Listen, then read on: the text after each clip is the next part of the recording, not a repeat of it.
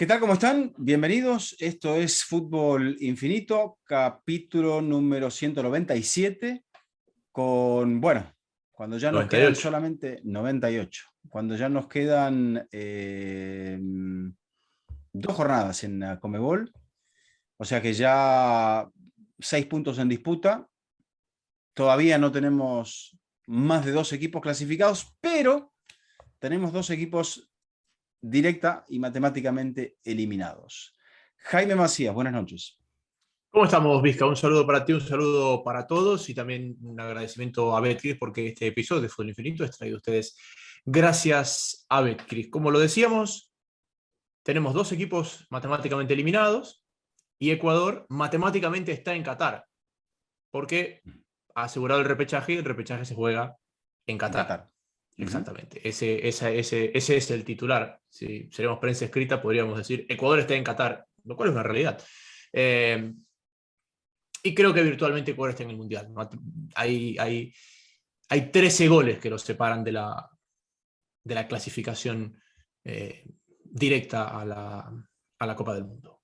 O sea, en comparación con los equipos que vienen de atrás, Ecuador parece como tener un punto más de lo que realmente tiene por la diferencia de gol. Sería una catástrofe para este equipo que realmente ha mejorado mucho en el aspecto defensivo y esa es una de las fortalezas que tiene la selección ecuatoriana. Tenemos también un equipo clasificado en el lado de Asia, que es la selección de Corea del Sur. Todavía faltan 2 jornadas por disputarse en la eliminatoria de Asia, donde va a haber un playoff para ver quién va a ser el equipo que va a ir a la repesca en Qatar. Entonces, le recordamos a la gente que si no lo han hecho, que se pueden suscribir a nuestra cuenta de Fútbol Infinito en YouTube, y ya saben que estamos en todas las plataformas de audio, además de en el formato de video a través del susodicho YouTube. Arrancamos, Jaime, en Lima, entonces, con el partido que cerraba la jornada y ese empate 1-1 me parece que con sabor a poco para los dos, porque en el contexto del partido le faltaba mucha gente muy importante a la selección peruana y arranca perdiendo casi con un gol de vestuario. Sin embargo, termina sacando al menos esa unidad que de otra forma lo hubiese dejado en una posición muy incómoda de cara a las últimas jornadas, sabiendo que sí, que hay equipos que vienen más atrás en la tabla de posiciones, que no están bien, que van a tener partidos difíciles, como el caso de Chile, que no están bien como el caso de Colombia, pero el punto rescatado, esta vez otro punto que aparece por parte de la Oreja Flores, le da a Perú otra perspectiva e impide la clasificación ecuatoriana, Jaime. Sí, a ver, es un partido que creo que ambos hubieran firmado el empate en la previa. Después hay momentos de partidos donde les sabe a poco a los dos, me parece que les termina sabiendo poco a los dos y termina siendo un partido de detalles. A ambos les faltaba gente muy importante, porque recuerda que en Ecuador en este partido no estaba Ener Valencia, no estaba Ángel Mena, que son piezas fundamentales, Pero se notó menos. sobre todo estos dos. Se notó menos. ¿Sabes qué, Vizca? Se notó menos hasta que Ecuador tuvo que hacer variantes. Ahí es cuando se notó que aquellos que son variantes estaban en el campo y que el equipo perdía mucho peso a medida que que se fueron dando las variantes, sobre todo que fueron variantes forzadas. Lesión de Ayrton Preciado y lesión del otro Preciado. Y Ecuador sufre mucho las variantes. Y Perú creo que sufre muchísimo la ausencia de Cueva. Esa es la primera que Totalmente. sufre. Y ni hablar de la ausencia de la Padula. Encima arranca a contrapié con ese gol de vestuario y es lo que lo deja a Perú en esta situación un poquito incómoda de gestionar el partido. A propósito de Ecuador, Vizca, sacando a Galíndez, el arquero, 34 años, promedio 22 años, los 10 de campo. Sí, hay algo que ha ido transcurriendo o gestionándose en el transcurrir de la eliminatoria para la selección ecuatoriana, Jaime, que sí mencionabas la baja de gente importante, como la baja de Ener, la baja de Mena, que son jugadores de mucha experiencia en el ataque, pero es evidente que Alfaro ha ido rodando muy bien a la gente de atrás. Por ejemplo, Estrada, la definición que tiene en la jugada del 1-0 es absolutamente extraordinaria, aparte del gran pase de Félix Torres, pero me da la sensación de que a Ecuador de que Ecuador, más allá del gol del inicio, el gol de vestuario que le decimos nosotros, estuvo siempre mucho mejor parado, sobre todo en el primer tiempo, que Gareca no acertó con el mediocampo, sobre todo teniendo en cuenta las ausencias. Y queda mucho más marcado el hecho de la Padula, porque la Padula es un delantero de oficio que puede jugar de espaldas, que puede hacer que el equipo tenga un desahogo cuando el pelotazo lo requiere. Y la Padula te soluciona mucho, y lo hizo en varios pasajes en el partido pasado frente a Colombia. Pero claro, le faltaba a ese hombre que pusiera la pelota al piso, más aún con la desesperación en la cual entró Perú, cuando no encontraba el partido y no estaba Cuevita. Y Cueva, podemos decir que como jugador a nivel de clubes, tuvo grandes oportunidades, tuvo buenas oportunidades y no las aprovechó, pero con Perú es un jugador absolutamente fundamental. Perú no cedía puntos en Lima desde septiembre, cuando empató a 1 con Uruguay. Desde ahí no cedía puntos. Perú, tú lo habías marcado, es el mejor equipo junto a los dos ya clasificados de esta segunda mitad de la eliminatoria. No es poca cosa el empate de Ecuador. Creo que el guión de Ecuador de inicio es muy parecido al, perdón, al del último partido que había jugado como visitante, que había sido la victoria en Santiago. Gol de vestuario y gestionar ese gol. A Ecuador lo que más le ha costado en toda esta eliminatoria ha sido abrir marcadores. Y justo en el partido contra Brasil repasábamos lo tarde que Ecuador marcó en Quito y los factores en común que habían tenido siendo defensores centrales y a pelota parada aquellos que habían abierto los marcadores. Cosa contraria que lo que ha pasado en las últimas dos visitas. Abrió el marcador rápido, con campo abierto, y después lo terminó gestionando. Ecuador después en Chile, ya con Chile volcado al ataque, encuentra el segundo. Acá no termina encontrando el segundo, sino que Perú se viene encima y termina empatándolo. Cuando digo un partido de detalles, Vizca, no sé si apreciaste el momento, la secuencia del gol peruano. Se lesiona a Ayrton Preciado, va a entrar Palacios, no está la camiseta lista, se enoja Alfaro porque el utilero no sé si el utilero no tenía la camiseta o Palacio no tenía la camiseta. El problema es que hay un problema con la camiseta y el cambio no se hace cuando estaba listo para hacerse. Y después aparece Orejas Flores en el puesto que había quedado libre cuando Ecuador defendía con 10 hombres. Entonces, son cosas que te pueden marcar el camino. Hoy nosotros hablamos de que Ecuador está virtualmente clasificado porque tiene 13 goles a favor.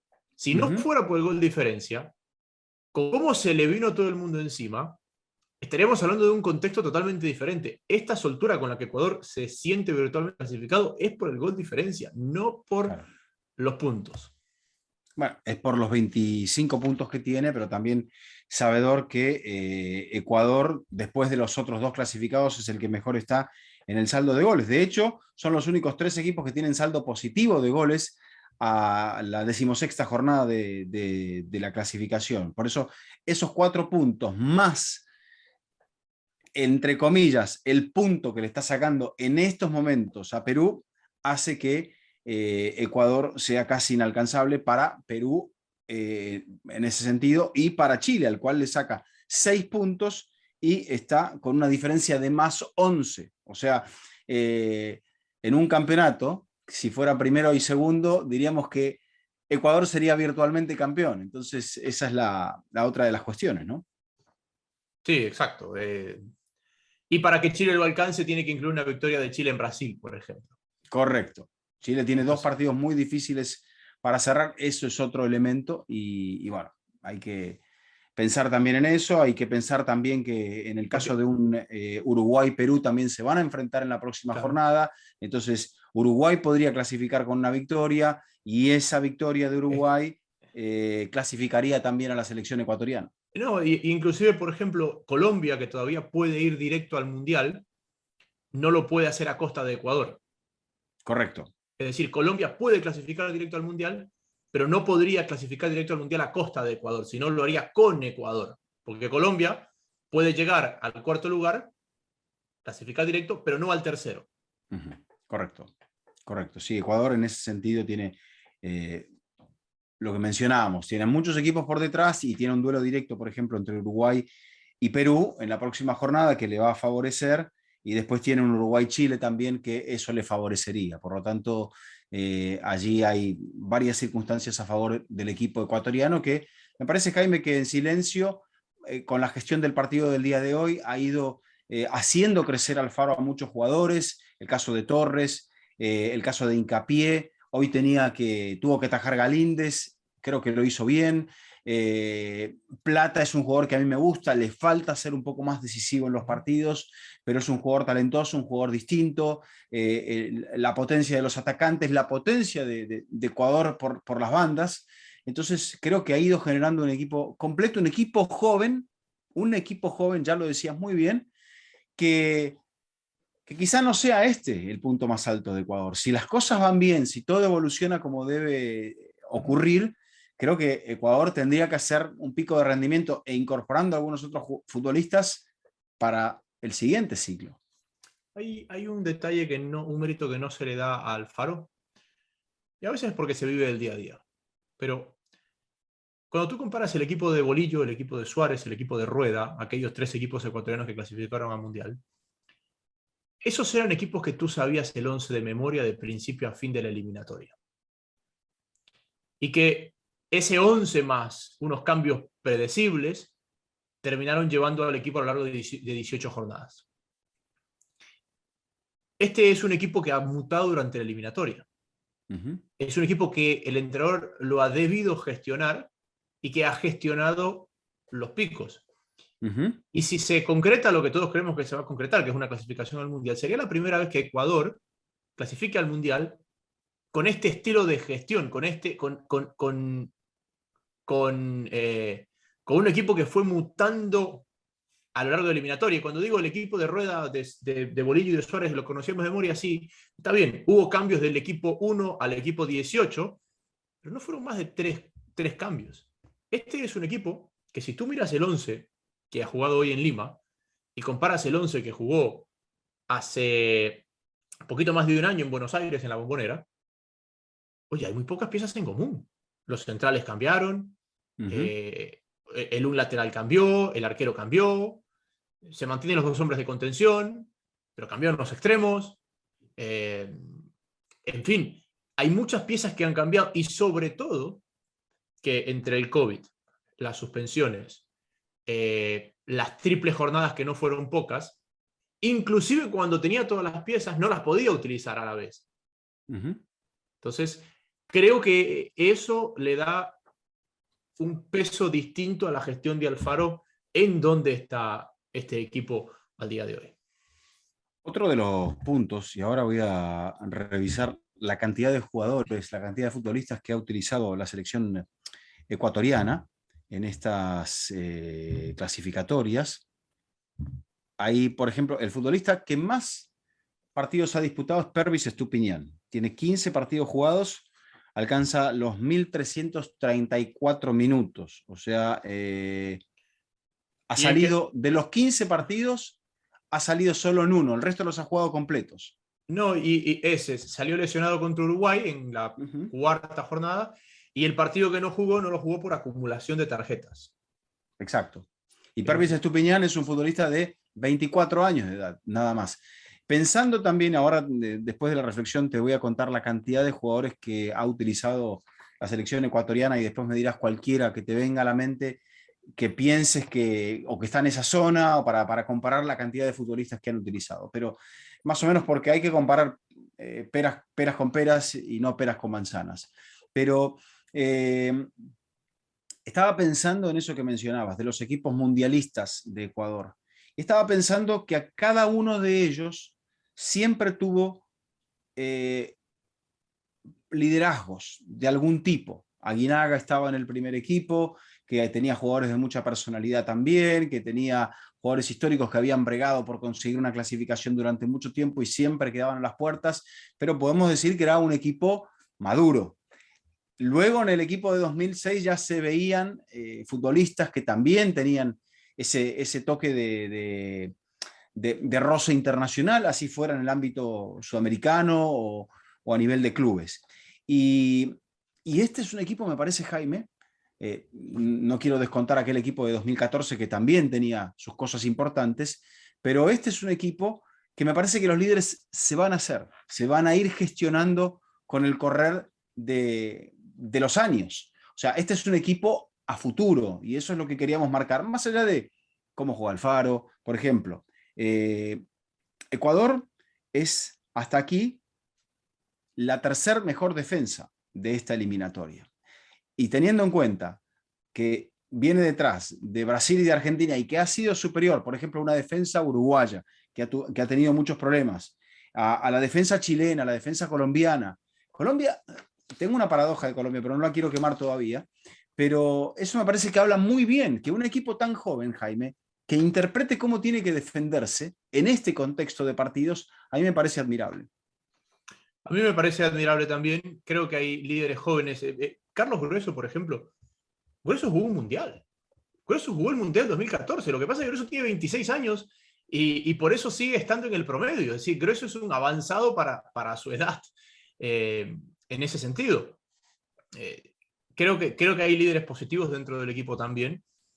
Creo que hay líderes positivos y también creo que hay una gran gestión de Alfaro en cómo él ha sabido tomar las curvas, porque hubo un punto muy crítico que fue cuando Ecuador perdió en casa con Perú y con Brasil, le tocó jugar esa doble jornada, y ese fue un punto bastante bajo. Y creo que es el punto donde él toma más correctivos, y Vizca es donde él cambia, donde él cambia un poco la gestión, porque Alfaro, ese mérito que yo le estoy dando hoy, quizás no fue un mérito en la sexta, séptima jornada, cuando Ecuador juega con el mismo 11 con el que había iniciado, con el que había sumado 9 de 12, pero esos jugadores habían cambiado su presente futbolístico, había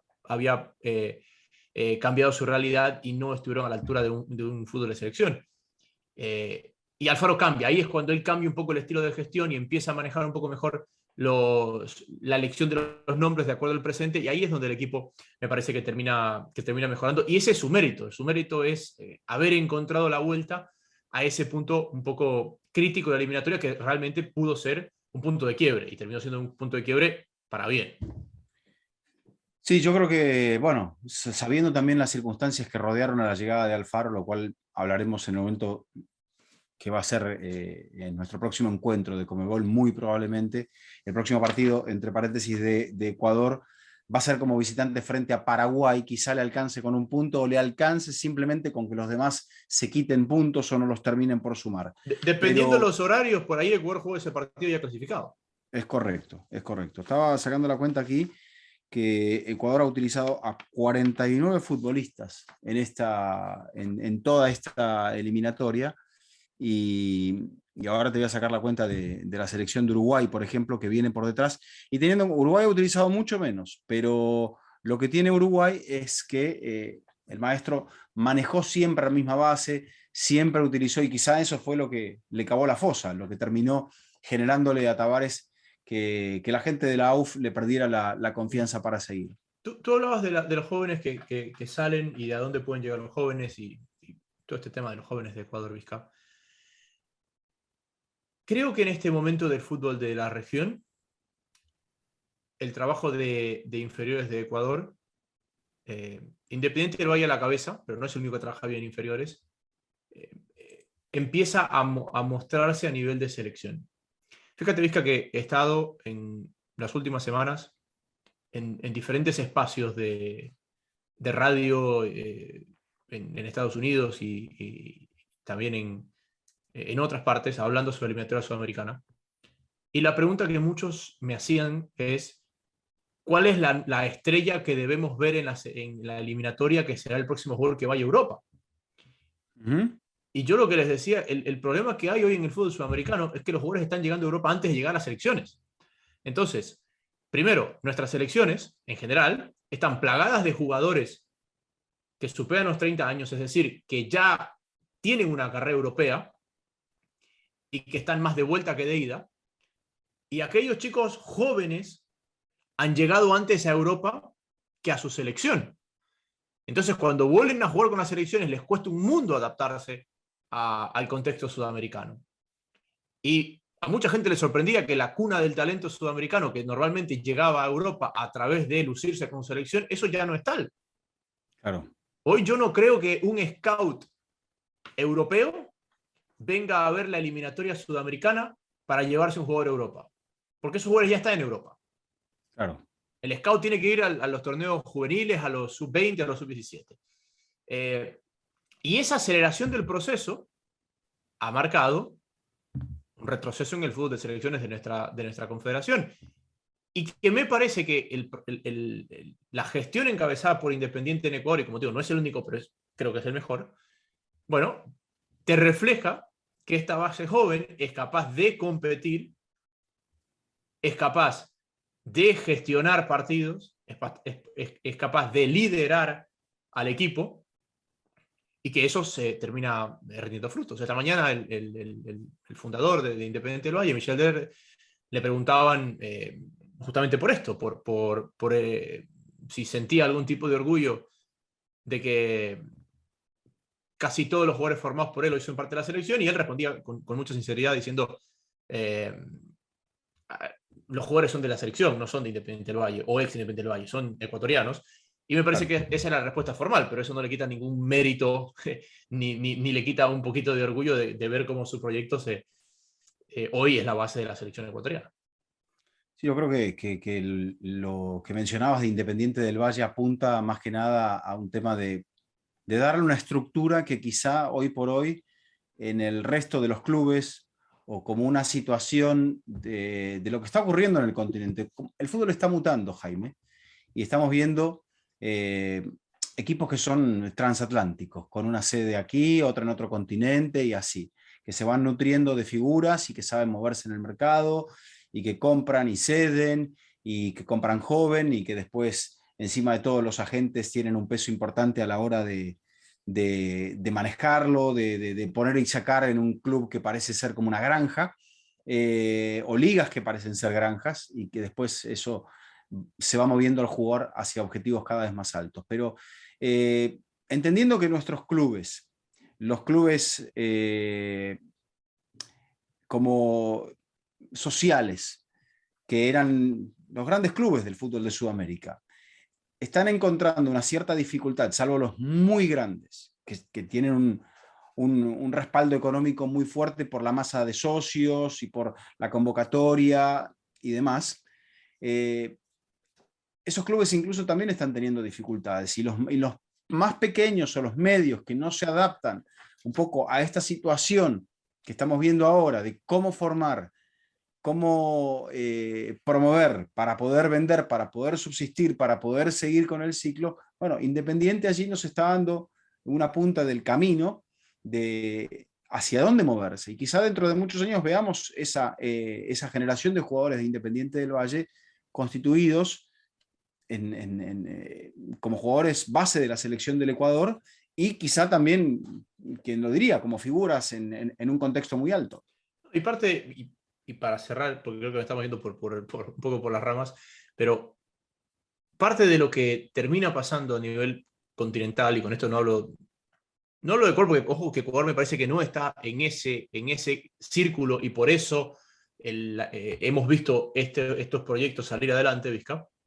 Pero, por ejemplo, ¿qué es lo que pasa? Los torneos nacionales necesitan que los equipos grandes compitan arriba. Correcto. ¿Ok? Cuando los equipos grandes se meten en problemas, necesitan encontrar la forma de que salgan de esos problemas. Y muchos países han empezado a eliminar diferentes categorías juveniles en las que los equipos profesionales estaban obligados a competir para poder ser parte de la primera división.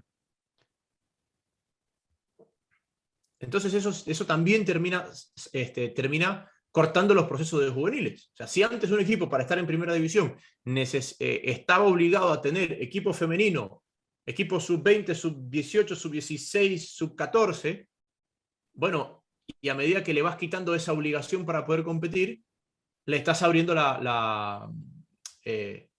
estás destruyendo el proceso formativo a costa de que la estructura de las primeras divisiones se mantenga con los nombres que más arrastre tienen. ¿Qué estás buscando? Disculpa. La cantidad de jugadores que ha utilizado cada equipo, pero ya me hizo perder. Me hizo perder en la cuenta. Tengo que volver a empezar. Bueno, en fin. Ecuador en ese número que tú decías utilizó 44, de esos 44 fueron 4 arqueros, por ejemplo. Ecuador es la única selección que utilizó 4 arqueros en todo el proceso de eliminatoria, para que veas un poco cómo han ido cambiando eh, cómo han ido cambiando los nombres y cómo ha ido cambiando sí, los nombres y los jugadores que ha ido utilizando la selección Mira, ecuatoriana. te tengo la cuenta. No tengo los 10 equipos, pero Ecuador ha utilizado 49. 49. 49. Comparados con los 30 y pico de Argentina 35, Uruguay 38 y Perú 33. O sea, Ecuador ha tenido que estirar todo lo que podía para... Creo que Argentina también ha utilizado 3 arqueros, me parece, uno por caso de lesión, pero a ver, porque han atajado... Atajó Musso y atajó Martínez. eh, Y Armani. atajaron Martínez, Armani, Marchesini y Musso, exactamente. 4 arqueros también. 4 arqueros también, sí. Bueno. Eso. Panorama peruano, ya que me parece que hemos desglosado un poco Ecuador, es bastante alentador. Perú, al menos para el repechaje. Para el repechaje, bueno, yo creo que, a ver, en cuanto al juego, me parece que Perú, ya lo dijimos, echó mucho de menos tanto a La Padula como a Cueva. Le costó mucho el partido, se ve que Flores no estaba bien, aparece en el segundo tiempo, Canchita González también aparece en el segundo tiempo, reaparece Advíncula en la banda derecha, que es un jugador que también para muchos estaba para algo más en su carrera a nivel de clubes, pero un caso parecido al de Cueva, pero termina siendo siempre un jugador bastante rendidor. Hay alguna gente que siempre en algún momento se enoja con Lucho Advíncula, pero me parece a mí un jugador de mucha personalidad y bueno, que ya tiene una trayectoria importante en la selección ecuatoriana. Entonces, afianzado en Tapia, en el centro del campo, yo creo que era un partido que se le había puesto muy cuesta arriba, pero donde tuvo que realmente exprimirse Gareca con los cambios, con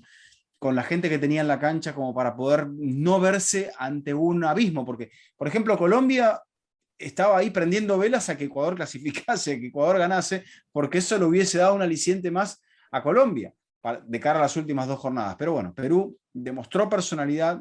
Yo creo, Jaime, viendo la proyección, que Perú va camino a la repesca, porque le quedan 2 jornadas muy difíciles, por eso era tratar de rescatar aquí lo que se pudiera, al menos termina siendo un punto, pero hay un partido como visitante frente a esta renacida Uruguay, y después, bueno, le toca Paraguay en casa. Ese sí podría llegar a ser,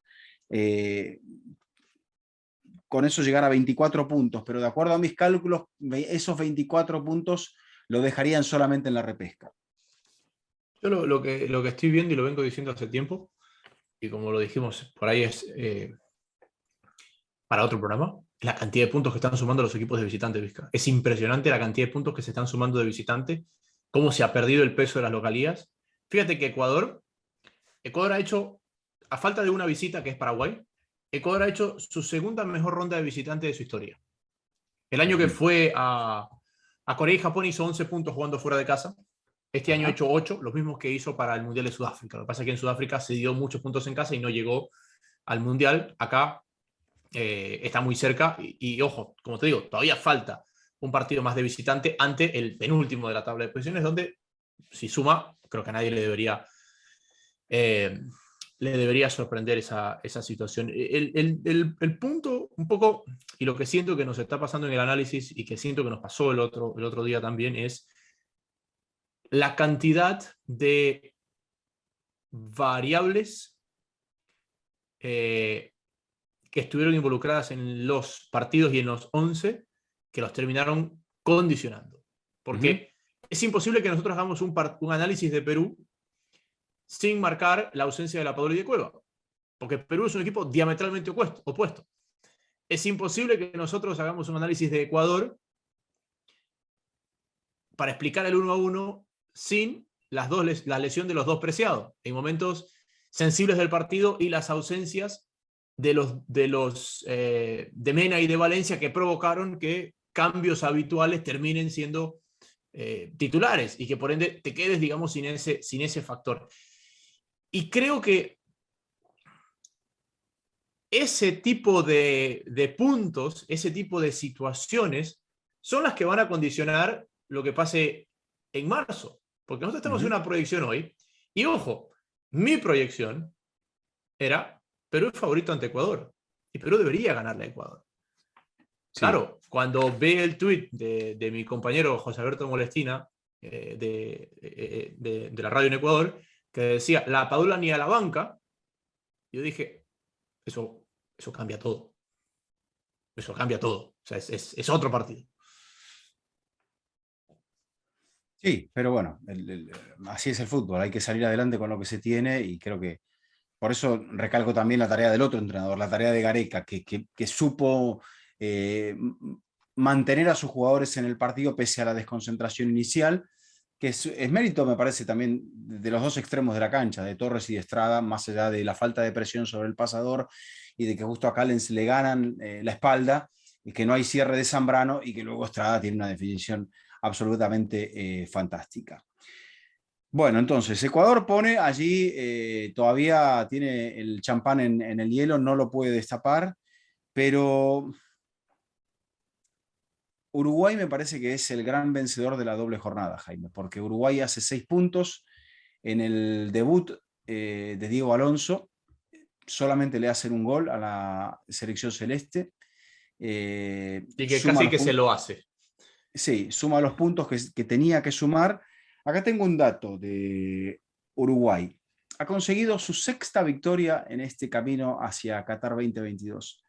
Le ha ganado a 6 equipos distintos. Le ha ganado a Chile, a Colombia, a Bolivia, a Ecuador, a Paraguay y a Venezuela. No ha repetido con ninguno, ni le ha ganado a los otros dos que son... ¿a quién no le ha ganado? A A Brasil y Bolivia, Argentina. a Brasil, Argentina y a Perú, con el cual se va a enfrentar ahora. Claro, que sé que Entonces, va a recibir. exactamente, con el cual se va a enfrentar ahora. Entonces, sería bastante meritorio para Uruguay que consiguiera una victoria sobre el resto de los 7 y que con esa victoria prácticamente pudiera llegar a sellar su pase hacia el Mundial, porque le estaría sacando a Perú, en ese caso, le sacaría 4 puntos con 3 en juego y tendría que esperar a ver qué es lo que sucede con Chile, que juega contra Brasil, y Colombia, que tendría que ganar su partido contra Bolivia. Eso lo podría mantener en una posición de todavía no estar clasificado. Perdón, que es igual que Ecuador el tema de Uruguay. Sí, casi. Porque Ecuador le ganó a todos. Ecuador le ganó a todos una vez menos a Brasil y Argentina. Uh-huh. Correcto. Yo creo que eso es un poco lo que define dentro de ese segundo lote que ahora se marcó más que nunca por la calidad de invictos de Argentina y de Brasil. Eso, quién es capaz de ganarle a los rivales directos para poder de ese modo sacar la ventaja. Pero creo que, bueno, vimos a una Uruguay distinta, una Uruguay que fue a presionar, que fue a posicionarse sobre el campo rival. Me dirás también que, claro, que los últimos partidos no eran ante rivales extraordinarios. Paraguay es el peor equipo de la segunda vuelta. Ha disputado en la segunda vuelta el equipo de la Albirroja 7 encuentros, no ha ganado ninguno, ha sumado 2 empates, tiene 5 derrotas, 0 goles a favor y 12 en contra en la segunda vuelta del campeonato. Y después termina consiguiendo la victoria a esta Venezuela, que no tiene punto medio. El otro día fue contundente en el partido frente a Bolivia. En este caso fue permeable en el partido frente a un Uruguay intensa, que consiguió un gol antes del minuto de juego. Creo que es el gol más rápido de toda esta eliminatoria, el que consiguió Betancur, recientemente transferido también. Y bueno, después Uruguay me parece que con el atrevimiento, Jaime, demostró lo que muchas veces le estamos reclamando a ciertos equipos que pensamos que tienen su fortaleza en el aspecto defensivo. Y creo que hubo valentía de Alonso para hacer cambios y hubo sobre todo, más allá de los cambios de nombres, hubo valentía de Alonso para proponer un fútbol distinto, un fútbol donde Valverde se luce mucho más, donde De Arrascaeta entra mucho más en juego, donde hay un dinamismo, hay centrales que salen en conducción, como en el caso de la jugada del segundo gol. O sea, hay algo distinto, no se juega tanto al pelotazo. Si bien es cierto, y fíjate que este dato es interesante, no pudo Uruguay manejar más la posesión de pelota que Venezuela, pero obviamente sí que manejó el partido. Te pregunto un par de cosas acá. ¿Te sorprendió lo distinto que fue capaz de jugar Uruguay con casi el mismo 11 de Tavares en tan poco tiempo? Me sorprendió sobre todo desde el punto de vista de la confianza de los jugadores en la propuesta, porque los jugadores son los que definen el partido en la cancha, ellos son los que interpretan lo que el entrenador les está pidiendo. ¿Cuántas veces dijimos, Jaime, que no, que Godín ya hay que jubilarlo, que Suárez hay que jubilarlo, que a Cavani hay que dosificarlo? Sí hay que dosificarlos, pero fíjate que fueron futbolistas que han sido fundamentales en estos partidos. Bueno, no tiene lateral derecho, lo pone Araujo de lateral derecho, intenta cosas y no lo pone de lateral derecho para jugar con una camuflada defensa de tres que se quede más cerca del sector defensivo. No, lo manda a la banda, lo manda a la banda. Entonces, en ese sentido, creo que es valiente el Tornado Alonso y creo que en ese sentido, bueno, le ha cambiado la cara a Uruguay. Me parece que el centenario lleno, los goles que aparecieron, marcando Cavani, marcando Suárez, marcando los volantes. Bueno, es otra Uruguay.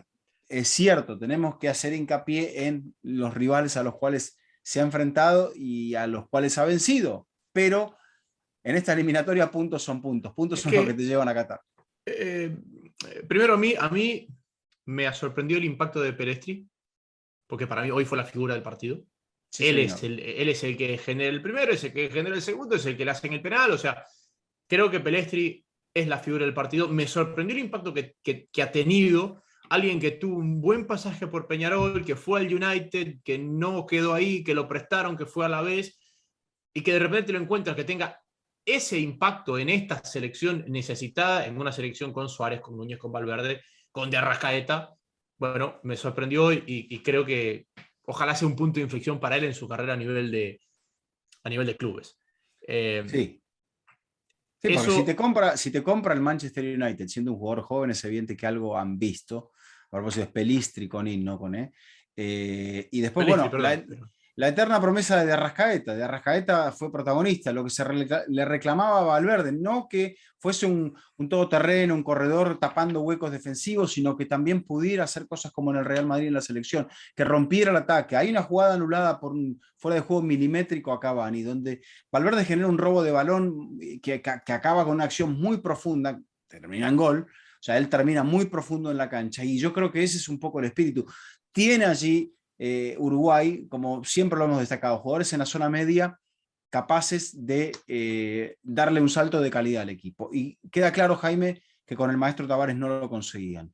Uruguay ya ha perdido un poco, va renovándose, porque todavía está vigente Jiménez, porque te aparece Araujo, si de repente apareciera un lateral derecho y Godín no estuviera, podría encontrar una pareja de mucho futuro allí Alonso, pero claro, le falta en algunas posiciones y por ahora, bueno, creo que en el cambio conseguir confianza es lo más importante. Y eso me parece que Uruguay, después de casi 15 años del maestro Tavares, cambiar en este momento en una situación tan crítica y obtener este respaldo, sobre todo de rendimiento, me parece que es algo muy positivo. Lo de Venezuela, con mucha gente importante, se quedó, bueno, en eso, en la sensación de todo lo que va a tener que trabajar José Néstor Pekerman para poder hacer que Venezuela sea competitiva en la próxima eliminatoria. yo no sé si tuvo un efecto que Venezuela quedó eliminada antes de arrancar el partido. Porque Venezuela realmente tenía una opción de repechaje y matemáticamente Venezuela queda fuera cuando gana Chile, que es el partido anterior. O sea, Pero que queda muy lejos igualmente, yo Jaime. también creo que queda muy lejos, ¿sí? Yo creo que Venezuela jugaba, por ejemplo, para ver si, no sé, si podía subir, escalar una posición o dos en la tabla de Sí. repente. O sea, ese honor de verte un poquitito más arriba, de sacar más puntos, de sumar más goles. eh, Creo que eso es un poco lo que motivaba a la Vinotinto, que había conseguido ya una vez un resultado histórico en el centenario y que esta vez no pudo ser. Sí, sí, pero se ha sumado varias veces ahí también. ¿Qué más te iba a decir de este partido, Vizca? Tú decías, Uruguay es el gran ganador, yo coincido que es el gran ganador, y así como decimos, ojo que Ecuador matemáticamente no está, pero requiere una catástrofe para quedar fuera. Yo te digo que Uruguay necesitaría también una catástrofe para quedar fuera los 5 primeros, porque tiene ese partido, Coincido, porque tiene ese partido directo con Perú. Supongamos que lo coincido. pierde, supongamos que Ujú. pierde con Perú, ¿ok? necesitaría que, si es que pierde, que Chile gane en Brasil. Correcto. Para que se jueguen la vida en esa última jornada en Santiago. Caso contrario, ese partido de Santiago va a requerir de un marcador extremadamente abultado para que tenga un impacto en los clasificados. Sí, sobre todo porque, bueno, después vamos a hablar de las proyecciones. Chile, con esta victoria en Bolivia, que será el próximo partido que analizaremos, se coloca muy bien, pero claro, el calendario ahora le tira dos cartas muy bravas a la selección chilena, que veremos si puede, por ejemplo, recuperar a Arturo Vidal para la próxima jornada, pero que bueno, que va a ser muy difícil.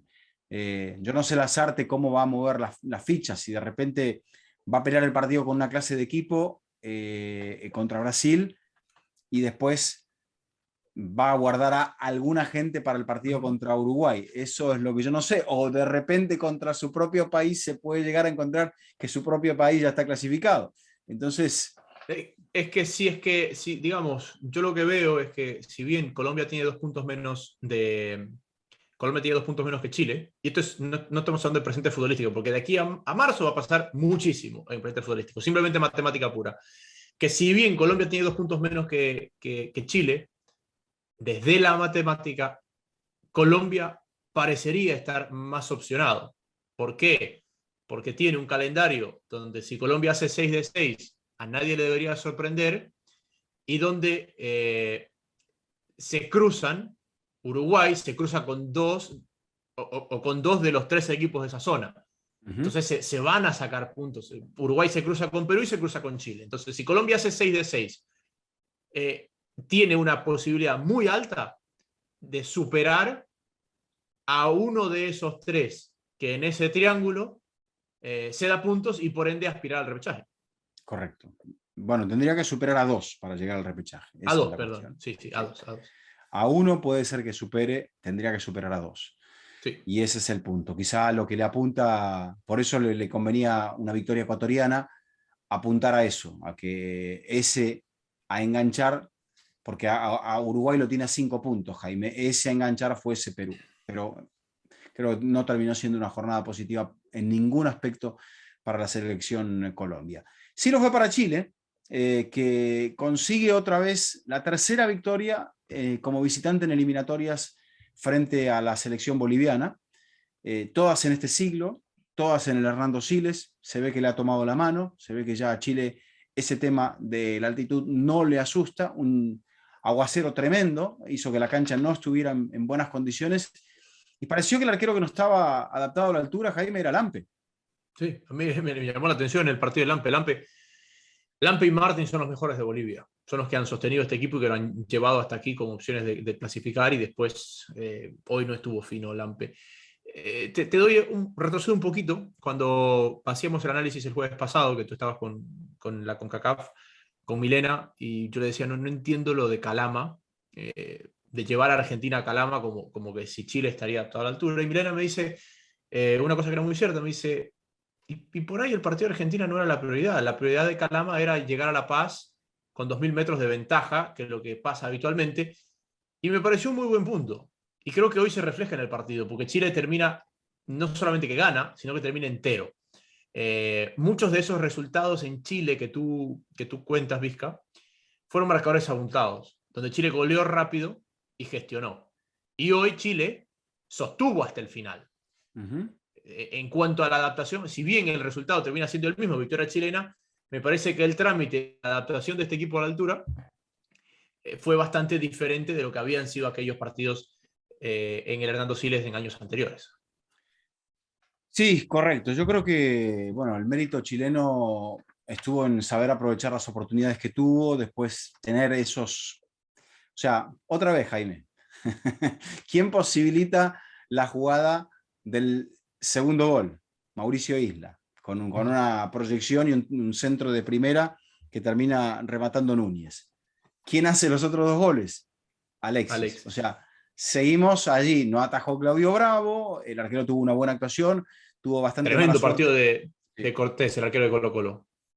Tuvo bastante mala suerte en definiciones la selección boliviana y bueno, creo que allí es donde Chile realmente se hizo grande otra vez y ahora tiene, claro, este tema de que ve el calendario y dice, ¿cómo vamos a hacer? Pero bueno, yo creo que históricamente se le ha dado muy mal Brasil y de repente a poner todas las fichas para el último partido y pensar que, que le pueda llegar para al repechaje, si es que, por ejemplo, Perú no gana, bueno, sería para Chile eso, porque si Chile gana el segundo partido y Perú no gana, eh, dependiendo si suma, si Perú perdiese el primero y empatase el segundo, Chile lo superaría, pero tendría que ganar el segundo partido como local frente a Uruguay, que quizás sea una Uruguay clasificada, es probable. ¿Eso sea un riesgo A o ver, un incentivo? No lo sabemos. si ¿Quién lo sabe? Si Uruguay gana ante Perú, Ujú. si Uruguay gana ante Perú, estamos hablando de que Uruguay haría 25, Sí, señor. Perú se quedaría con 21. Estamos Correcto. diciendo que lo más probable es que Chile pierda en Brasil, o sea, que se Que quede se con quede con 19. 20. 19. Chile Chile, 19. Chile 19. Sí. Correcto. Y supongamos que Colombia gana. ¿Ok? Sí, señor. Colombia se quedaría con 20. Claro, Correcto. Colombia, lo que pasa es que Colombia con 20. No, con 3 puntos, Uruguay elimina a Colombia de su ecuación. Sí, sí, exacto. No, es que Elimina, la posibilidad, viendo el calendario, la posibilidad de que Uruguay llegue a Calama o donde sea, clasificado, es muy grande. muy alta. ¿Por qué? Porque no le afectaría el triunfo colombiano, que en el papel es el triunfo más probable de esos 4 equipos. Bueno, Correcto. sacando No, Uruguay, no. ¿no? Es que Uruguay ganando ya no tiene forma de que Colombia lo alcance. Neutraliza a Colombia. Uruguay llegaría Exactamente. clasificado. Uruguay le gana a Perú, está clasificado. Ujú. Bueno, está clasificado porque creeríamos que Chile no ganaría en Brasil. Teniendo en cuenta eso, exacto, que igual le sacaría a Chile lo tiene, Uruguay lo tiene a 3 puntos. La diferencia de goles es creo que favorable en estos momentos a Chile. Chile tiene -1 y Uruguay tiene -3. Entonces, no tendría, para no clasificar ganando, Uruguay tendría que ganar Chile. Tendría que ganar Chile, sí. Ni siquiera Correcto, sumar, ganar. Ganar. ganar, exactamente. O sea, Chile tendría que hacer algo que nadie en la historia de la eliminatoria sudamericana ha hecho, que es ganar en Brasil. A propósito de eso, ¿qué va a pasar con Argentina-Brasil? Definirán, no sé, le darán los puntos a Argentina, quizá, porque ya el hecho de que el partido no se haya jugado, probablemente también, no sé, a la televisión se lo paguen con un amistoso en Doha. ¿Qué le parece? Oye, ¿te parece, y por ahí nosotros estamos metidos en el mismo problema, que la gente está más interesada y más ansiosa por lo que va a pasar que por lo que pasó? Bueno, yo creo que no, yo creo que me parece que hay partidos, como por ejemplo el de Colombia, que ameritan un poco entender lo que pasó. Sí, claro, ahora la ansiedad, faltando tan poquitos puntos, todo el mundo está con la calculadora en la mano, más que para tratar de entender Sí. por qué estamos. Y creo que, bueno, en un momento también, por eso hablamos Ujú. del contexto de lo de Ecuador, hablamos del contexto de lo de Perú y nos fuimos un poquitito por las ramas, Sí. porque, claro, uno llega aquí al cabo de 16 jornadas de eliminatoria, de un proceso que comenzó en medio de la pandemia. ¿Qué fecha fue, Jaime? En marzo de... No, no, marzo no, ¿Qué imposible. cosa? La eliminatoria empezó en septiembre del 20, No, en octubre del 20. octubre del 20. Octubre Correcto. del 20, sí. Después de que terminó la Champions y demás. O sea, en Sí. octubre del 20 empezó todo esto. Y ha sido largo y no se clasifica en 2 partidos, ni tampoco uno se queda eliminado en 2 partidos. No, Entonces, lo que pasa es que, por ejemplo, estamos grabando a las 12:07 de la noche del este. Es decir, acabó Ecuador, agarramos un par de apuntes, y pasamos al mi par de apuntes y comenzamos a grabar. Y yo veo el Twitter y la conversación es, estamos, no estamos, nos falta un punto, nos falta un gol, no sé qué. Y estoy hablando de uruguayos, peruanos, chilenos. pero deje el Twitter, No, no, no, es déjelo, que a eso voy. déjelo O de sea, lado. normalmente la conversación al final de la jornada es, todo el mundo está hablando de lo que pasó en los partidos. No, lo que pasa es Y que la gente está con la matemática a ver qué le falta, qué necesita. yo creo que ya la gente ya se descargó del fútbol, entonces ahora está sacando cuentas. Pero Colombia. bueno, no descargamos un partido que es el de Colombia. Esta Argentina dijimos que era peligrosa porque tiene mucha gente que le tiene que demostrar a Scaloni que está para ir al Mundial y que está para ir al Mundial en un rol protagónico. Sin Messi, el equipo cambia un poco en cuanto a su estilo, en cuanto al hecho de quién es la referencia en la cancha. Di María se convirtió en esa referencia. Vemos una Argentina que ha ido indiscutiblemente creciendo. Ya de por sí, Jaime, ver cómo Acuña termina las jugadas, cómo Acuña trabaja la banda, antes era pura fuerza, fuerza y fuerza, y ahora ya tiene sutilezas. Partido difícil, porque esta Colombia es una Colombia engañosa, porque Colombia es un equipo defensivamente muy fuerte, al cual hacerle tantos no es una tarea sencilla, pero claro, no tiene juego. Las soluciones que Colombia buscaba como para poder encontrarse con pegada, con gol, no las encuentra. No ha funcionado nada. Entonces, cuando las soluciones que uno cree que las tiene que encontrar en la cancha no aparecen, con esta propuesta yo creo que dejan desnudo al entrenador porque él es el que propone, valga la redundancia, la propuesta, el estilo de juego, cómo Colombia va a encarar el partido. Es difícil levantarte cuando vas a jugar contra Argentina y como visitante. El partido claramente donde Colombia tendría que haber hecho algo distinto es el partido contra Perú, porque sumando al menos un punto contra Perú, Colombia hubiese conseguido estar todavía con una perspectiva al menos de la repesca, pero ahora no está con esa perspectiva. Y claro, es una decepción tremenda, Jaime. Y creo que si hay un poco de sensación de querer devolverle la ilusión al hincha, creo que lamentablemente el dirigente colombiano tiene que ir a buscar un entrenador para la fecha de marzo. Lo que veo con la figura de entrenador Vizca es cuando llegas a la jornada 16 de la eliminatoria, de 18, y estás pensando en un segundo cambio de entrenador. Bueno, es que, Estás buscando. fracasaron los otros dos, Jaime. Sí, pero sí, Jaime, cuando ves el Colombia resultado. es el penúltimo equipo de la segunda vuelta de la eliminatoria. Sí, Vizca, ¿Sabes cuánto? y ¿Sabes? era el último de la primera. O No, el penúltimo de la. no era el último, era el quinto. Y ya Sí, estaba pero Rueda. ojo, es que a eso voy. Cuando Rueda toma este equipo. Jaime, Colombia no tiene goles en la segunda vuelta de la eliminatoria No, en no 7 tiene. partidos. No tiene, no tiene. Es que a eso voy. ¿También? ¿Sabes cuántos goles le hicieron? 3. Perdió Y 3 uno, partidos 1-0. y uno dirás que fue el gol de Flores, otro dirás que fue el gol que hoy también se le puede escapar a Camilo Vargas un poquito por debajo de esa mano, que no era un remate sencillo, el de Lautaro. Uh-huh. Y después tengo que sacar la cuenta mental. El que le hace Neymar. Creo que es Neymar el que le hace el gol en Colombia. A Ospina, que se le escapa por abajo de la mano. Bueno, no estoy seguro, pero ahora lo voy a buscar. Sí, perdió 1-0 en Brasil. Perdió 1-0 en Brasil. Pero, claro, Cuando tú ves, Vizca, a ver, Rueda, Queiroz, entrenadores diametralmente opuestos, ¿ok? sí. El uno venía de tener a Chile en zona de clasificación. Gol de Paquetá. De Paquetá, ok. O sea, tú miras Rueda. De los entrenadores colombianos, de esta generación de entrenadores colombianos que tú siempre mencionas, Rueda muy posiblemente el más exitoso. Podemos debatir con los cortes de final de Pinto en el Mundial o la Libertadores de Rueda, pero Rueda creo que el te más iba a exitoso. mencionar, la Libertadores me parece que es el punto más alto de la carrera de Rueda. Y de esta generación de entrenadores colombianos, que son Bolillo, Suárez, Rueda, Lara, Pinto. O sea, cuando tú dices, ¿quién de estos ganó la Libertadores? Rueda. Chile en zona de clasificación con Rueda. Ok. Entonces, es un entrenador probado. Ha metido a 2 equipos al Mundial.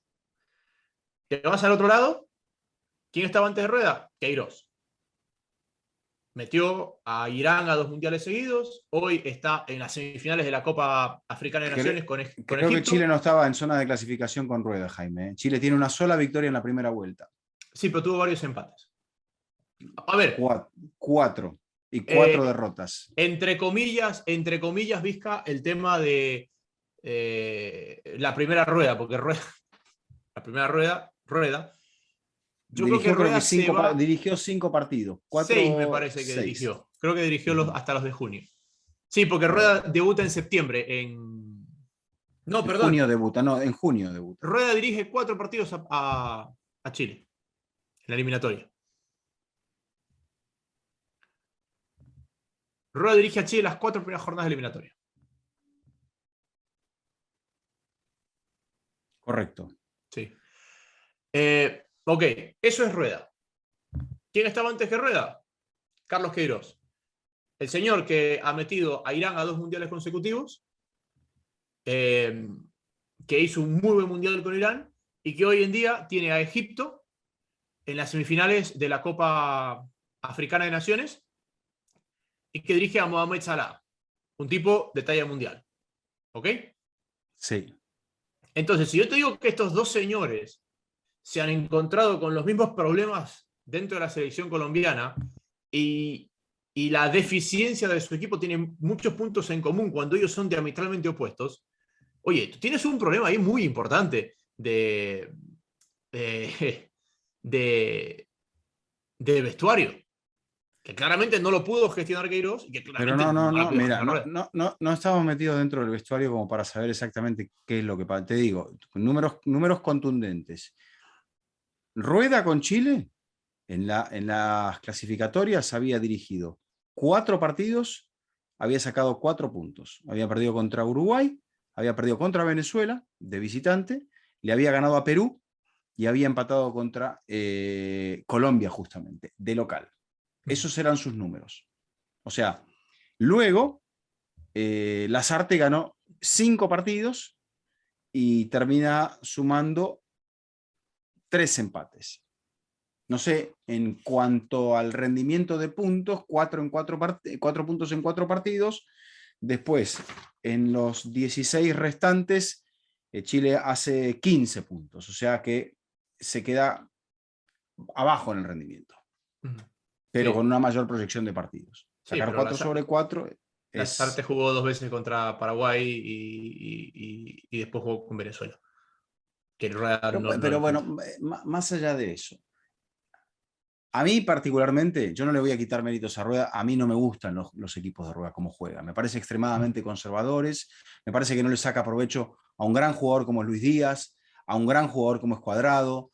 La gente de Colombia dice Borja no hace goles, no acierta una, Falcao está viejo, James ya no está para jugar, o sea, no tiene ritmo de competitividad para ser ese jugador que era con la selección porque no está jugando a un nivel alto en clubes.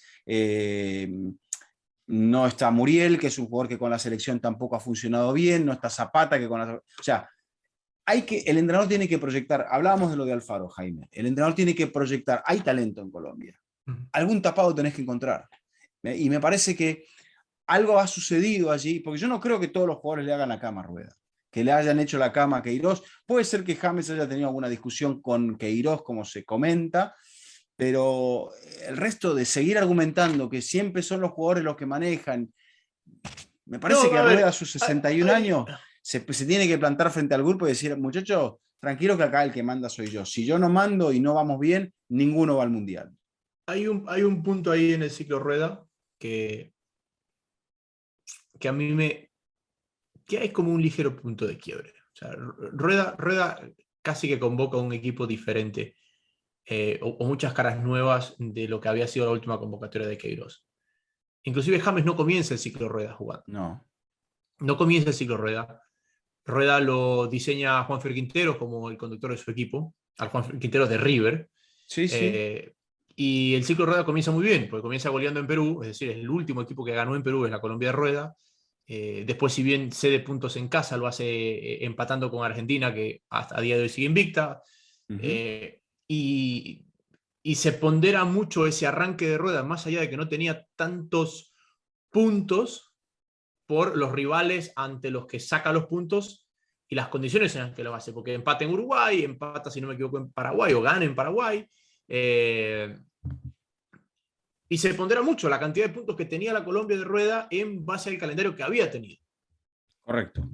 Pero muchas de esas piezas empiezan a desaparecer. Caso Juanfer Quintero, que desaparece del mapa.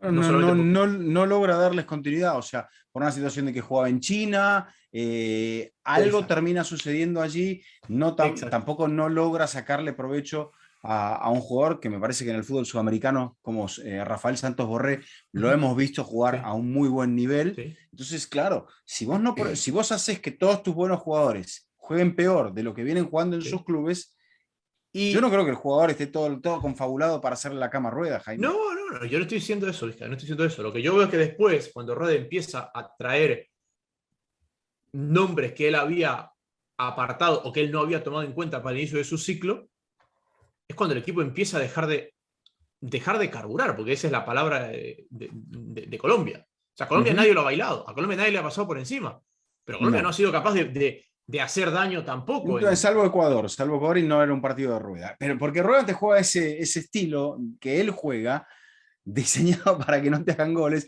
Y claramente Colombia, por el saldo de su defensa, no te digo que podría estar en el Mundial porque tiene el saldo muy abultado, pero de lo que te decía, o sea, Colombia juega las 4 primeras jornadas, también tenía 4 puntos. O sea, Rueda saca 13 puntos desde que se ha hecho cargo de la selección. Y recibe 3 goles de Uruguay, o sea, 9 goles entre Uruguay y Ecuador, más 2 de Chile, o sea, 11 goles. De O sea, los, 19, de de los los 19 que tienen en contra, le han hecho solamente 8 a en, Rueda. en 12 partidos. De los, 8 en 10 12 partidos. de los 19 en contra le han hecho 8 a Rueda. Ese es Rueda, ese es Rueda, Jaime. Rueda te va a proponer el cero en su arco. ¿Y después qué hacemos arriba? ¿Mandamos al brujo a que bendiga las porterías? A mí, sí, no, para mí lo de Colombia, para mí lo de Colombia es inexplicable cómo no es capaz de marcar. Sobre todo en días en los que ha tenido. O sea, el día de Perú, Vizca, el día de Perú, eh, la figura fue Galese. Colombia tuvo 30 remates. Sí, Entonces, pero claro, Galés se sacó un par que fueron realmente peligrosas. O sea, ¿Mm? Colombia no generaba por bulto, por bulto. En el partido contra Ecuador también Domínguez ahí atajó espectacularmente. Y a eso voy también. O sea, Colombia tiene armas para hacerte daño con la pelota parada, para hacerte daño jugando con velocidad, con las bandas, eh, remates de media distancia. ¿Dónde hay un poco de todo eso? Por eso te digo que no sé si Rueda yo no quiero decir que Rueda ya está para el retiro, lo que digo es que a este equipo no le ha encontrado la vuelta. ¿no? Y estaba, ahora que hablábamos de esa generación dorada de integradores colombianos, el único que tuvo éxito con la selección fue Bolillo. Es más, fíjate que Suárez nunca llegó a dirigirla. ¿Sabes lo que se debe estar lamentando la gente de Colombia? Que no se llevaron al analista de Caracol, al ex analista de Caracol. Creo que hubiera entrado a un ambiente muy hostil él ahí. ¿Parece? ¿Por Yo qué? creo que ¿Por, sí. por, por su pasado? ¿Porque los criticaba a los jugadores? No, ¿O no, porque no no. hubiese sabido manejarlo? No, porque yo siento que a veces al menos en nuestros países, cuando el entrenador es externo, Ajá. Pero ya es o- conocido por el público. Estamos hablando de Gustavo Alfaro. claro, sí, pero por eso, cuando el entrenador es externo, puedes gestionar mejor todo lo que gira en torno a la selección. Creo que cuando el entrenador es interno, y yo digo Alfaro es interno en Colombia, no es Ujú. colombiano, pero es alguien. Alguien conocido del Claro. medio. Es que fíjate que, por ejemplo, en el caso de Ecuador,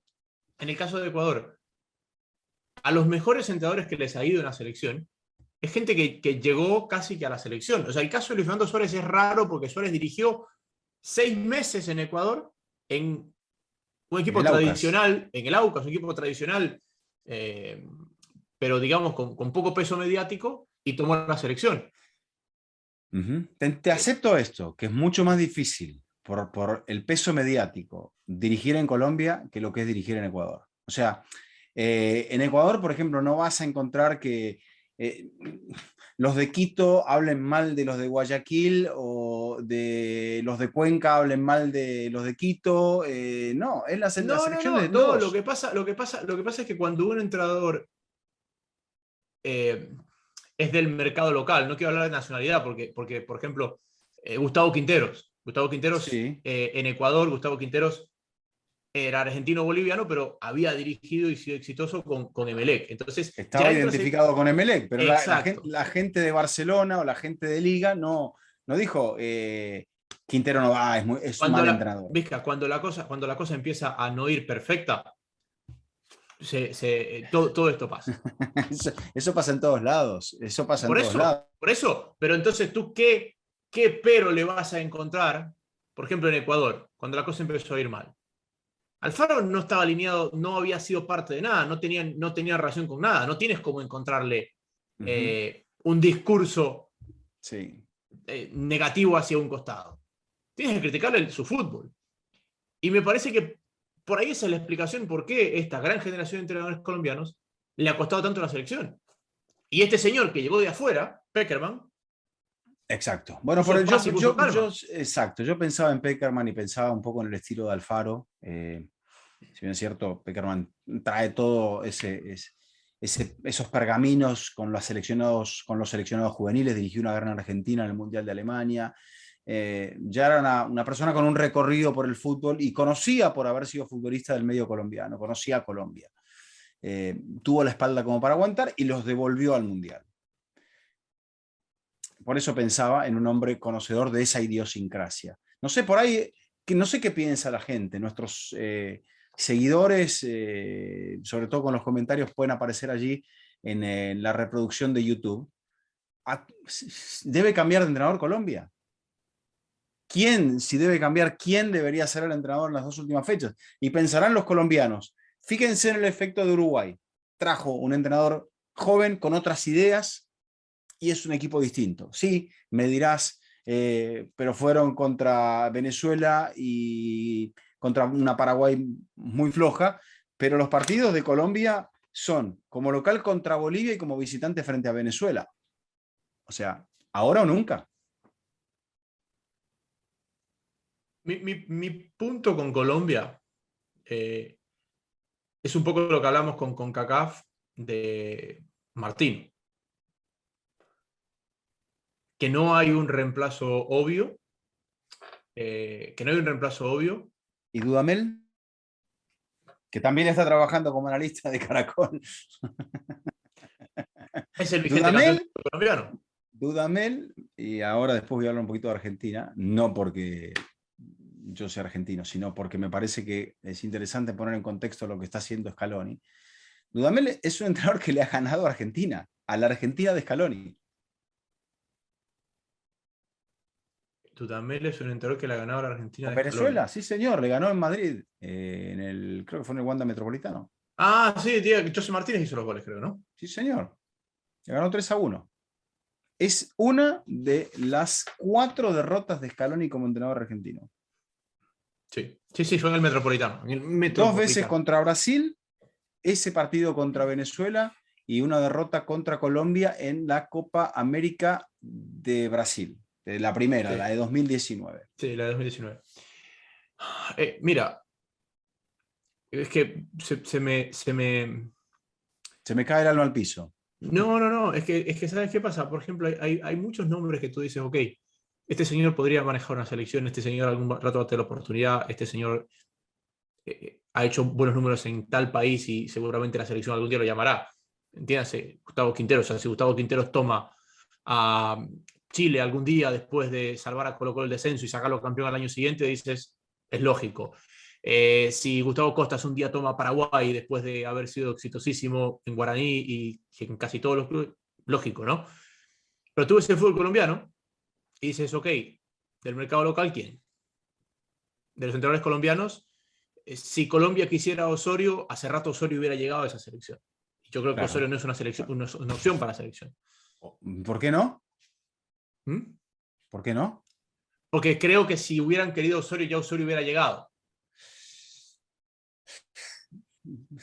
Sí, pero yo creo que en este momento me parece que un entrenador del corte de Osorio le vendría muy bien a Colombia. No estoy seguro. Pero Bueno, vuelvo al punto. Creo que a sí. mí me gustaría ver a Osorio en Colombia. ¿Tú crees Pero que, tú crees que va a pasar en Colombia una vez que termine el ciclo rueda? Que no sé cuándo termine, pero que va a terminar. eh, Colombia diga, tenemos que volver a la línea extranjera. Porque Ecuador está siendo exitoso con la línea extranjera, porque Perú está siendo exitoso con la línea extranjera, porque ahora Venezuela está con la línea extranjera. ujú. ¿Quién no es extranjero hoy? ¿Rueda? Alonso, uruguayo, Scaloni, Rueda, Tite, los demás son todos extranjeros. Claro. 4 Farías es, de 10. Farías es extranjero 4 de y es 10, 4 de 10, y de esos 4 de 10 tienes 2 que nunca han sido dirigidos por un extranjero, que son Brasil y Argentina. ujú. Yo no sé si alguna vez Uruguay tuvo un extranjero. Pasarela. Pasarela, ok. Y el otro que dijimos que no es extranjero es Colombia. Bueno, Colombia ha sido dirigido por extranjeros múltiples ocasiones. Bueno, lo que voy es eso, que lo que veía también un poco, pero más temprano, después del final del partido de Colombia, es el lamento de un equipo que parecía que tenía mucho capital ofensivo y que no ha sabido encontrar las condiciones como para explotarlo. Entonces, quizá lo que decías, Osorio nunca fue considerado, quizá esté vetado por algún motivo, no lo sabemos, pero un entrenador de ese corte que arriesgase un poquitito más, que le llegase a los jugadores de otra forma, quizás sería un poco más el indicado. Siempre recuerdo mis charlas con Juan Pablo Ángel y lo que Ángel me decía de encontrarse con Osorio, con el recorrido de Osorio, con la formación de Osorio, como para poder darle al jugador otras armas que a eso a él en el final de su carrera le había llegado mucho. Y bueno, es un momento donde si Colombia saca los 6 puntos y El que alguien reemplaza, tropieza, se puede meter a la repesca. curiosamente, el que reemplaza a Osorio en Atlético Nacional Es Rueda, es Rueda. en efecto. Sí. En fin, te decía, lo de Argentina, creo que el funcionamiento es un poco lo que llama la atención. La propuesta futbolística, el buen presente de muchos jugadores en sus clubes. Se nota la relajación también de no tener la obligación de ir a buscar los partidos.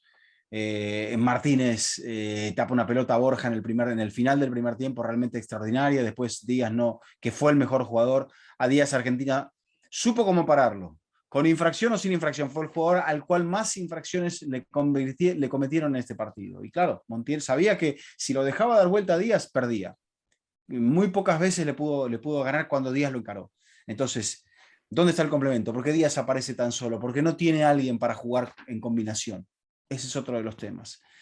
Eh, y bueno, Argentina logró neutralizar esa pieza. Le pega una pelota, creo que es Tecillo en el travesaño, roza el travesaño, una pelota parada en el segundo tiempo, pero le llegó muy poco Colombia realmente. Y Argentina, con muchos remates de media distancia, pudo haber marcado algún gol más. La figura del partido fue Camilo Vargas, creo. Sí, creo que sí, creo que sí. Porque, bueno, Di María también hizo un muy lindo partido. Argentina suma 29 partidos sin perder desde la derrota contra Brasil por las semifinales el 2 de julio de 2019 de la Copa América, que se jugó en el 19 en Brasil. 19 victorias, 10 empates. La mejor racha de la historia de la selección argentina es de 31 partidos sin perder. Está a 2 partidos de alcanzarla. Con Alfio Basile, misma cantidad de victorias y 2 empates. La primera era del Coco Basile. Esto ocurrió entre el primer partido de la era post-Bilardo hasta el partido anterior a la derrota en Barranquilla contra Colombia 2-1, previa al 5-0. En 43 partidos de la era Scaloni, ha ganado 27, ha empatado 12 y ha perdido 4, ya lo mencionamos, 2 veces Brasil, una vez Venezuela y otra vez Colombia. La Colombia de Queiroz, ya le ganaron Dudamel y Queiroz, más Tite. Con 27 victorias, Jaime, solamente 5 entrenadores en la historia de la selección argentina superan a a la escaloneta en cantidad de triunfos. Guillermo Stabile, que es el que más partidos ha dirigido en 125, ganó 83, 6 Copas América, un campeonato panamericano.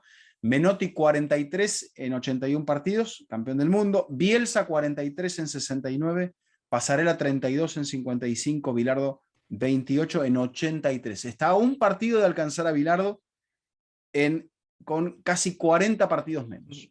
No te quiero pinchar el globo. Y sobre todo no te quiero pinchar el globo porque en esa racha hay una victoria en el Maracaná que te dio un título de América. ¿Ok? ¿Sabes cuántos equipos europeos se han enfrentado a Argentina en esta racha? Ninguno. Uno, empató con Alemania. ¿Ok? Entonces, los récords son los récords. Pero te dije, jugó algunos partidos antes contra equipos no americanos y solamente ha perdido contra equipos americanos. En el comienzo de la era Scaloni juega algunos encuentros. Sí, Colombia y Guatemala, creo que juega. No. Juega una vez contra Alemania, pero sí, no son muchos aquí partidos. Aquí tengo los equipos contra los que jugó Argentina en esta racha sin perder.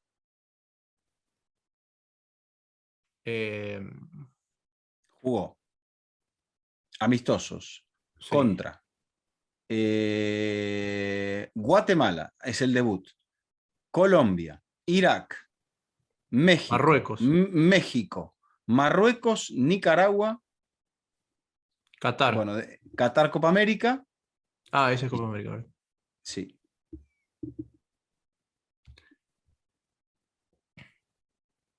Eso es todo. No juega contra el único equipo europeo.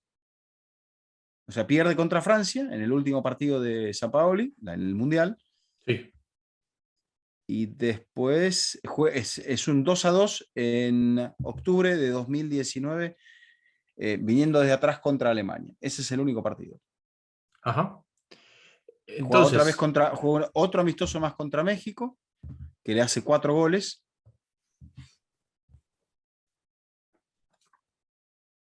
Entonces, no es por pinchar el globo, pero sí un poquito de... A mí no, yo le estoy dando los datos que hay hasta acá. No te estoy diciendo que no, a mí ti te da igual. No, a mí me da igual. A ti te da igual. No es mi globo, no es Huracán esto. Te estoy diciendo.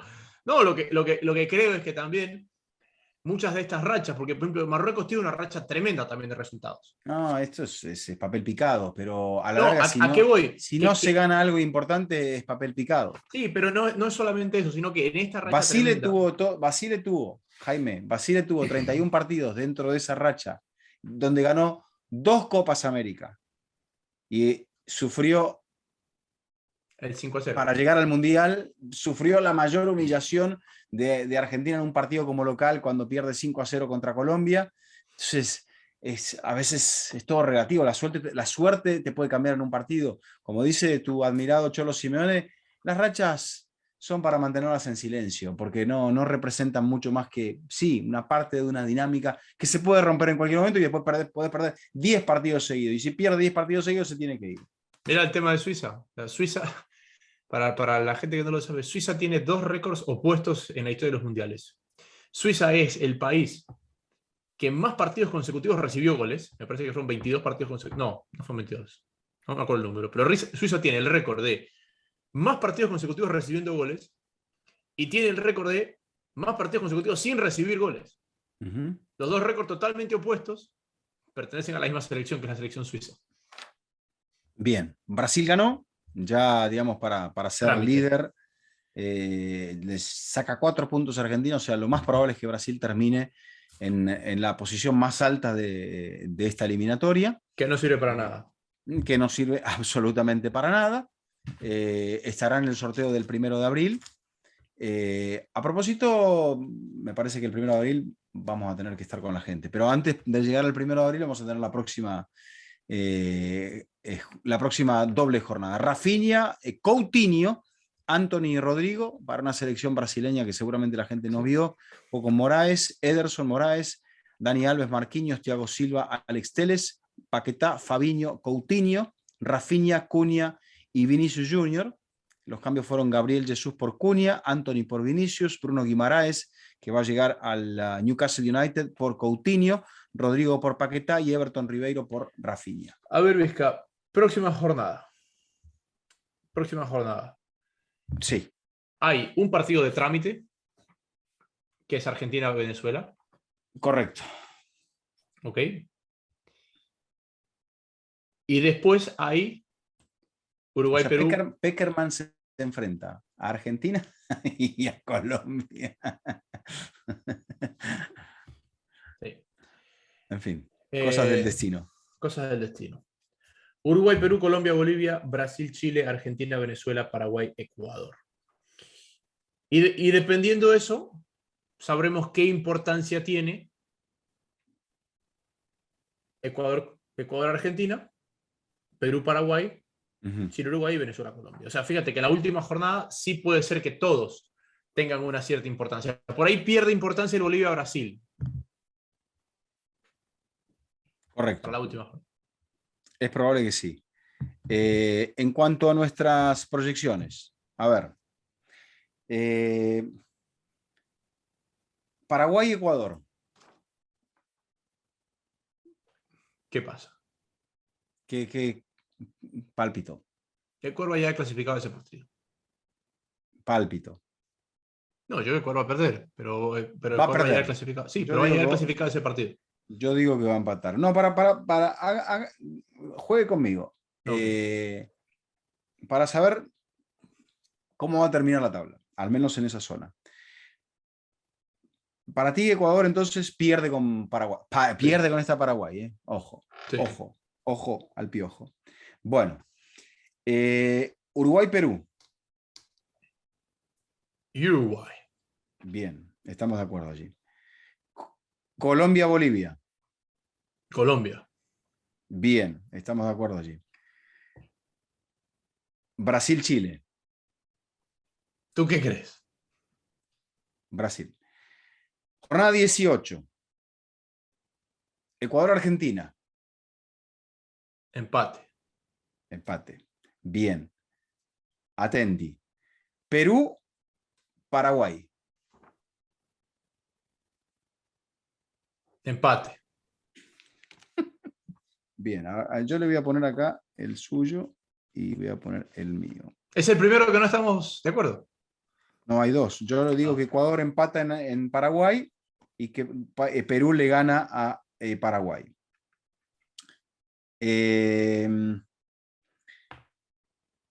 Chile-Uruguay.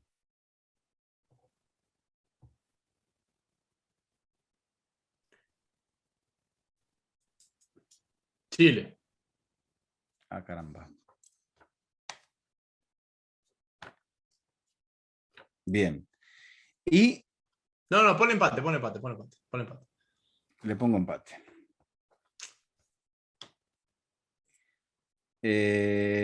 Para mí, gana Uruguay. Ok. Y Colombia-Venezuela. Colombia. Ok, Colombia. Entonces a Colombia le da 6 puntos, que lo dejarían en 23. Esto es, yo digo que va a ser empate ese partido. O sea, 1 y 3. Estaríamos en 23, 21 para Colombia. Uruguay-Chile.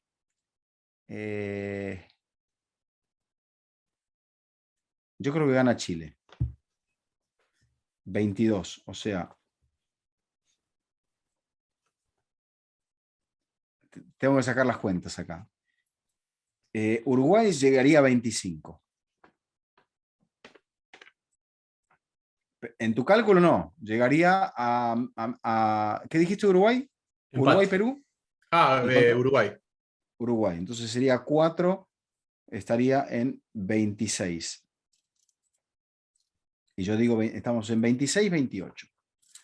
26-28, o sea, ya Uruguay está clasificada. 26/28. Perú, dijimos, Uruguay pierde y Paraguay. Empate y victoria. ¿Correcto? Entonces, Perú tiene 21, serían o 22 o 24. O sea, ahí todavía Ecuador ya está clasificada. Ecuador, entonces dijimos, eh, en el primer partido que lo vas perdiendo contra Paraguay, dijiste que Sí, sí. sí, Y después empatando con Argentina. sí.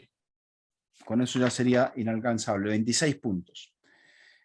Entonces, sacamos a Uruguay y Ecuador que clasificarían con 26 o 28 puntos y luego la pelea. Y ahí tenemos discrepancia. Podemos tener a Colombia con 21 o con 23, a Chile con 19 o con 20 o con 23 y a Perú con 22 o 24. ¿Qué cambian nuestros clasificados? Ambos tenemos a Ecuador, Sí, y a ¿verdad? Uruguay. A Ecuador y Uruguay. Uruguay lo tenemos directo los dos. Correcto. ¿Y quién es mi repechaje? Colombia. ¿Y el Para tuyo? mí, Perú. ¿Por cuánto estamos discrepando en puntos? 2 puntos de Perú. Tú das a Perú con Uruguay perdiendo y con Paraguay empatando. O sea, tú le estás dando a Colombia los mismos puntos que yo, la diferencia es que tú le estás dando a Perú una victoria que yo no le estoy dando. Correcto. O sea, tú le estás dando a Colombia igual 6 puntos. Lo que está cambiando entre tú y yo en ese sentido es Sí, yo el estoy entre Perú. 6 y 4 para Colombia. Creo que le va a costar el partido contra, pero no es contra Venezuela, es como visitante, ¿no? Sí, sí, sí. Sí. Sí, yo Bien, creo que va a llegar a 23 Colombia. O sea que va a obligar a Perú a llegar a 24. Y que Chile es imposible que llegue a 24. Y a 23. bien. Mañana volveremos. Correcto. Mañana tendremos a Pepe del Bosque que nos va a hacer un análisis del delicado momento de la selección mexicana, también con muchas voces alzándose en contra de Gerardo Martino, sobre todo desde los medios de comunicación. Están ahí fuertemente alzados con palos y con piedras para generar una revolución futurística. Volando todo para afuera ya. Muy bien. Casi llegando a Creo, la hora y media de infinito, no lo hagamos más infinito. sí, señor. Este episodio de Fútbol Infinito ha sido traído a ustedes gracias a Betcris, que a propósito, Betcris es patrocinador también de la selección ecuatoriana. Así que Muy bien. el lema de la gente de Con, Betcris con los hoy era pronósticos en la cada vez más primera parte, cerca. ¿cómo nos ha ido? Mira, Regular, ¿no? a mí me faltan los partidos de mañana, Vizca, pero yo puse que Bolivia dejaba el arco en cero. O sea que ya ahí ya comencé mal. Sí, yo creo que voy mal también, ¿eh? A ver, déjenme acá revisar lo que nos mandó José. Acá estoy. Perú empate. Puse que ganaba Bolivia y puse que Ahí está. Argentina empataba. Puse que ganaba México y puse que Estados Unidos vencía por más de 2 goles a Honduras. Así que bueno, veremos qué es lo que ocurre. ¿Podríamos llegar a tener un clasificado mañana? Sí, Sí, correcto. A eso le apuntamos e invitamos a la gente que nos acompañe mañana con nuestro episodio de... Será el 199, ¿no, señor Macías? sí, señor. Y para el 200 vamos a ver si preparamos algún sorteo. O varios. Espectacular. Usted me dirá. Tenemos Espectacular. camisetas, tenemos Bueno, libros. que la gente se suscriba si quiere participar y traeremos Mira, sorpresas. vamos a hacer dos cosas. ¿Te parece? Lo definimos ahora. Ah, Eh, sí, así en caliente. Bien, ¿Qué te bien, bien. parece si regalamos una camiseta en el 200? Ajá. ¿Camiseta de fútbol infinito? Sí. Pero si llegamos a 10.000 Ujú. suscriptores en el programa 200, Ok. sorteamos una camiseta y yo pongo un libro. Tú sorteas una camiseta y yo sorteo un libro. ¿Cada quien sortea una camiseta y un libro? No, pues. No. Yo sorteo Tú una camiseta sorteas y tú un libro. y yo un libro, exactamente. Muy bien. Bien, perfecto. ¿Camiseta de infinito o de otra cosa?